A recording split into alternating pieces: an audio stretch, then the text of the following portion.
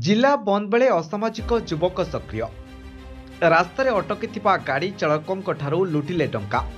थाना रे मामला। रेल जोगे लुहापथर परिवहन पर नूतन रेलपथ संयोगीकरण को विरोध कर सोमवार सकाळ 6टा ठारू केन्दुझर ट्रक मालिक संघ पक्षर जिलाव्यापी 24 घंटिया बंद पालन करा। बंद मोटामोटी शांतिपूर्ण थिबा बेले 20 नंबर जातीय राजपथ केन्दुझर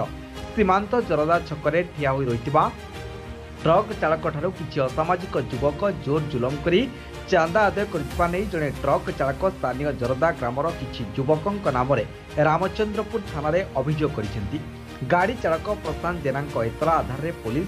युवकଙ୍କୁ काबू करने को तनाघना जारी रखिछि। सेपटे एभली घटना को केन्दुझर ट्रक मालिक संघ पक्षर घोर निंदा करा सह एभली कार्य लिप्त थिबा असामाजिक युवकଙ୍କୁ यथाशीघ्र गिरफ्त करने को पुलिस को निवेदन करा जायछि। आपन परिचय आज्ञा मु प्रशांत जेना ढेंकानाल जिला ओडिशा ड्राइवर महासंघ सदस्य आमर आज कौन है कौटी आप जबरदस्त पैसा पतर ने कौन बाड़े कौ जगह कौन केमती है जरडा छक आमर पदना छकर पछकू जरडा छक ठारे गाड़ी आसी आम सब गाड़ी स्ट्राइक थी लाइन थी मुझे आसी रखी मो आगे 7-8 गाड़ी से निशा अवस्था किसी युवक आसी आमको गाड़ी गुजर कले चांदा आकार युवक थे आमर 4-5 जन युवक थे से जबरदस्त पैसा नहीं गाड़ी गुजर कले कलापर आम